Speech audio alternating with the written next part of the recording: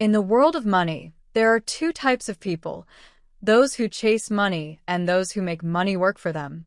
This is the fundamental lesson behind Rich Dad, Poor Dad, a book that has changed how millions view wealth. The key difference?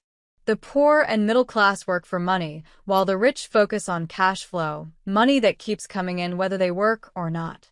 Most people spend their entire lives chasing money, working hard, saving cash, and hoping it will make them wealthy.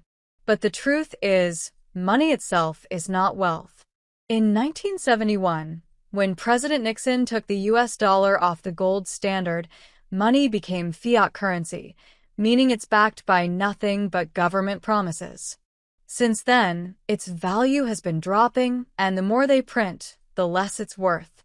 The poor and middle class work for this depreciating paper, while the rich understand that true wealth lies in assets, things that put money in your pocket. Instead of saving cash, they invest in real estate, businesses, and gold. Gold has held value for thousands of years because it's real. It can't be printed like paper money. That's why the wealthy protect their money with gold, while the poor save cash that loses value over time. One of the biggest financial mistakes people make is saying, "I can't afford it." The rich never say that.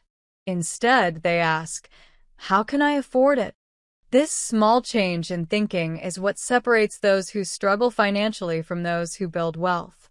The poor and middle class believe that getting a high-paying job is the solution, but all that does is increase their taxes and expenses.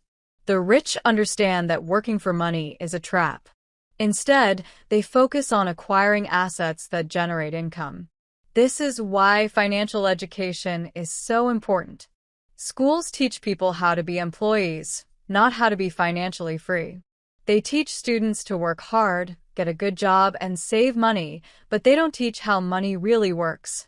That's why most people end up trapped in jobs they don't like, working paycheck to paycheck, never truly getting ahead. The rich play a different game. They invest in real estate, which provides passive income. They buy gold, which holds its value when money loses it. They understand taxes and how to legally use them to their advantage. Most people believe in free elections, but the truth is, politics is about money. If you want power, you have to pay to play. Politicians don't enter office rich. They become rich because of office. The system rewards those who understand money, while the poor believe elections are only about democracy. This is why the rich get richer. They know how to work the system to their advantage. Another important lesson is understanding debt. The poor see debt as bad, but the rich use it to create wealth. For example, if you buy a property for $3 million and put $100,000 down, you don't have to pay for the whole building. You let your tenants pay for it. And if you can get the property rezoned to add another floor, that extra space alone could generate $100,000 a month in rent. The rich use financial knowledge and leverage to turn small investments into massive cash flow, while the poor take out debt to buy things that lose value, like cars, electronics, and luxury goods. The key difference is good debt versus bad debt. Good debt makes you money. Bad debt costs you money. The reality is that the economy is built in favor of those who understand money. Governments print more cash when there's a financial crisis, making your savings worth less and less over time. That's why the rich don't save money. They invest in assets like gold, real estate, and businesses that appreciate in value. So, what's the lesson here?